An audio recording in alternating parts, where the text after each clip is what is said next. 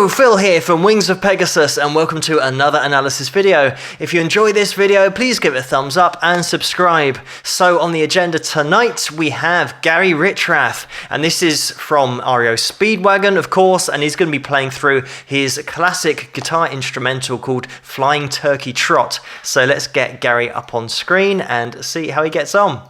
The next song is the Flying Turkey Trot.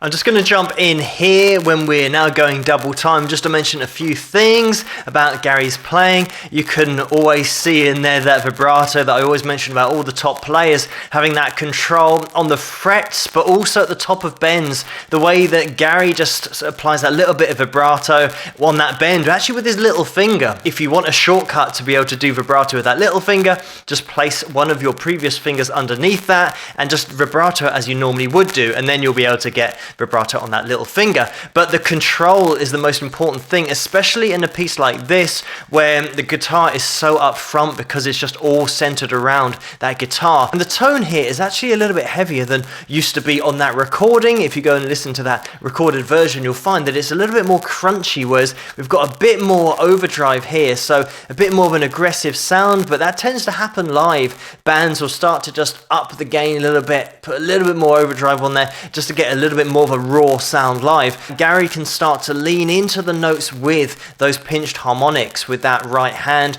with the pick just catching the string but then stopping that string from vibrating and resonating straight afterwards, so then that produces the harmonic. Straight away at the beginning of the track, Gary's starting the riff with that palm mute in place, so it means that he's giving that riff a little bit more expression. He's also just applying really subtle bends, and this will generally be with the first finger, but just throwing them in there to give a slightly more bluesy sound to the run. The other thing about this riff is the time signature as well, because normally we're so used to hearing 4/4 all the time, which means that you always count to 4, you've got 4 beats in a bar, and then you get the turnaround after each bar of just 4 beats.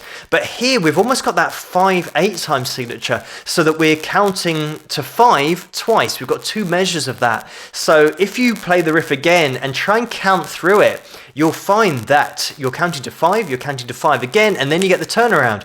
So it's just an odd time signature and it feels a little bit weird, but that's the whole point. That's what's going to make it sound different to every other 4/4 riff that's out there, just that change in timing and that time in emphasis and just the phrasing of the riff. But by no means is the whole instrumental piece just one riff. He goes off into rhythm playing as well. We've got some just basic chords in there and some really cool breaks rhythmically, but then also into that melody of the lead, just having that voice that then totally separates away from all of that previous rhythm work. So now we're listening to that single voice of this lead guitar. Another thing about the lead guitar that really sticks out is how major based Gary keeps his playing, and we keep that positive uplifting sound because of that, just focusing on major pentatonics here, major scale as well. And what you'll find is that a lot of lead guitar work generally across the board tends to lean towards blues, and especially minor keys as well, and a lot of guitarists fall into that. So having that major based soloing going on at the moment with this lead work really does give it a different sound and will make it stand out. Let's get back into the video and see how he gets on with the rest of it.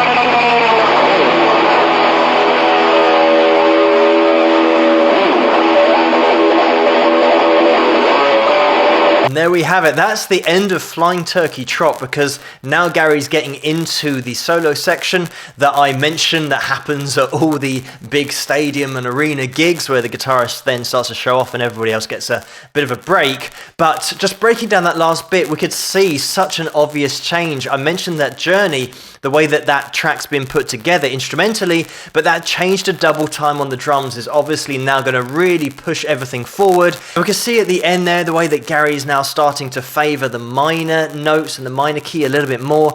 The 3 or 4 notes that he had almost in those arpeggio sounding runs that he had at the end there. Again, it's great to throw in a little bit of speed work in amongst the slower playing if you can, because it's going to make it so much more interesting. And especially at the end here, the fact that we've now gone double time means that Gary's now changing up that playing just to keep in theme, or at least to complement the drums in the background. If he was still playing at that half time and the drums are going full time, it wouldn't really work together. But also, it's just having the end of that journey, really taking it to the top of the mountain and completing it, ending it with something that is totally different, and obviously speed is going to make it sound a little bit more exciting, like you have ended that journey. I always love it when the whole band get involved in the show-off piece, because like we've just heard here with Flying Turkey Trot, the instrumental that we've just heard, it's great because the sound is so full and it's just fully composed. You've got every element in there,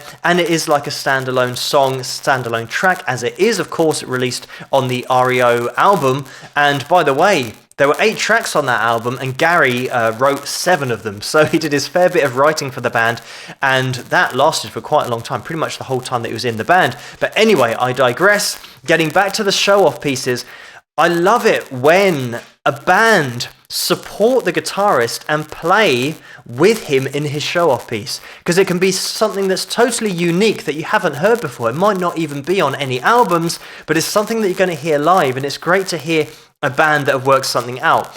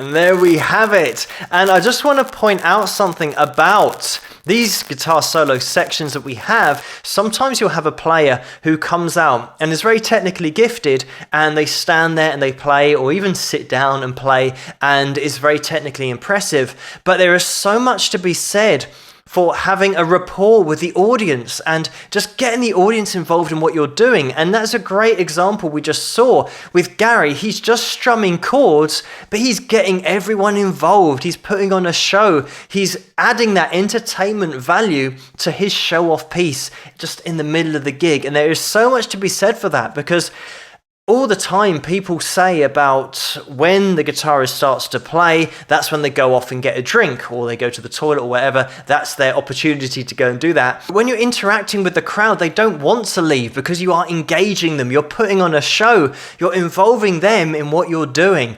And that's what Gary does here. And there's so many guitar players that are great at doing that. They just get the crowd involved in what they're playing. And it's a totally different skill to playing the guitar, being able to get a rapport with an audience. And Gary certainly got that. And there are some players that you can see when they are playing on stage, they don't have that natural likability or that natural ability to have a rapport with people and connect with people. They're just very much in their own technical bubble of playing. But I love to see a guitarist that is just confident in their own ability, but also just make it a great show and entertaining for people watching, because that's what music is all about. It's the art of writing, performing, and communicating with people. And Gary was also one of those guys who could sing and play at the same time. He actually did occasional lead vocals for REO Speedwagon in the time that he actually played with them, which was from 1970 to 1989. So just a great player all around, great entertainment value here, as well as great playing. But thank you so much for suggesting this video for me to take a look at, and keep those suggestions coming in the comments below. Let me know what you guys think, and if you like this video, please give it a thumbs up and subscribe, and I'll see you guys at the next one. Rah!